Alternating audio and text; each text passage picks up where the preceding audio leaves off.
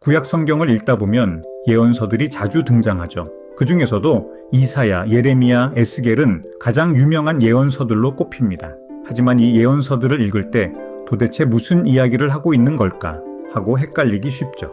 오늘은 이 세 예언서가 각각 어떤 메시지를 담고 있는지 쉽게 풀어보려고 합니다. 이사야서는 구약에서 가장 유명한 예언서 중 하나입니다. 이사야는 유다 왕국에서 활동했던 예언자로 그의 예언은 주로 하나님의 심판과 구원의 약속을 담고 있습니다.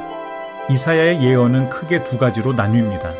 먼저 하나님의 백성이 죄를 지으면 심판을 받는다는 경고를 줍니다. 이사야는 유다와 이스라엘 백성이 하나님을 떠났기 때문에 곧 망할 것이라고 말했습니다. 하지만 이사야서 후반부에 가면 구원의 약속이 등장합니다. 하나님께서 죄악에도 불구하고 여전히 그들을 사랑하시고 회복시키실 것이라는 메시지입니다. 이사야서에서 우리가 주목해야 할 부분은 바로 메시아 예언이에요. 이사야는 장차 올 구원자 예수님에 대해 미리 예언했어요. 이사야 53장에서 등장하는 고난받는 종은 예수님의 십자가 희생을 떠올리게 하죠. 이사야의 예언이 오늘날 우리에게 무슨 의미가 있을까요?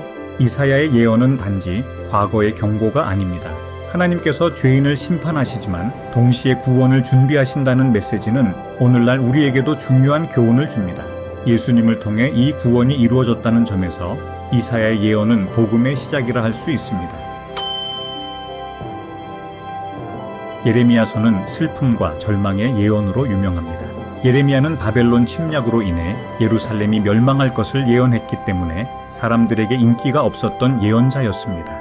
그는 하나님께서 주신 말씀을 전하면서 많은 고통을 겪었습니다. 예레미야는 유다 백성이 하나님을 떠나 우상을 숭배했기 때문에 그들이 바벨론에 의해 멸망할 것이라고 경고합니다.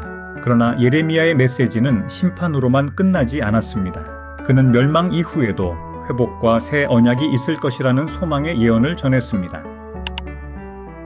예레미야 31장에서는 하나님께서 새로운 언약을 맺으실 것을 약속합니다. 이 새 언약은 돌판에 쓰인 법이 아니라 사람들의 마음에 새겨진 법이라고 말합니다. 이는 곧 예수님을 통해 이루어진 새 언약을 예고하는 중요한 예언입니다. 왜 예레미야를 눈물의 예언자라고 부를까요? 예레미야는 하나님의 심판을 전하면서 큰 슬픔을 겪었기 때문입니다. 그가 예언할 때마다 사람들은 그를 미워하고 핍박했지만 그는 끝까지 하나님의 말씀을 전했습니다. 예레미야의 삶은 신실함과 순종의 본보기가 됩니다.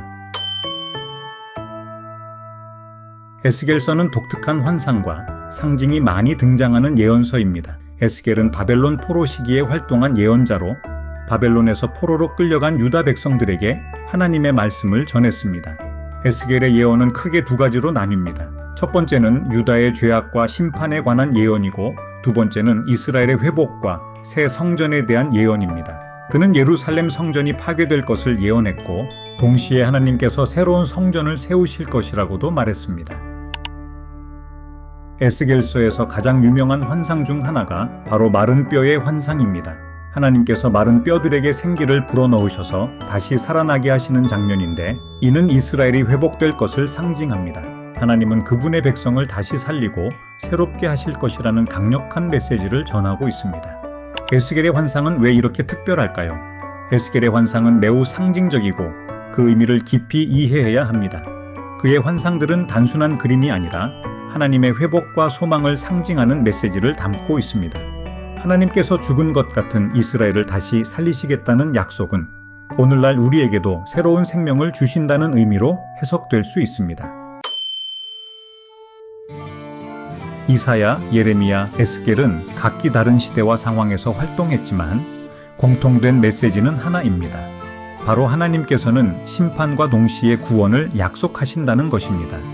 그들의 예언은 오늘날 우리에게도 큰 의미가 있습니다. 우리가 하나님의 말씀을 떠날 때에는 심판이 따르지만 회개하고 돌아올 때 하나님께서는 언제나 회복과 구원을 준비하고 계시다는 사실을 기억해야 합니다.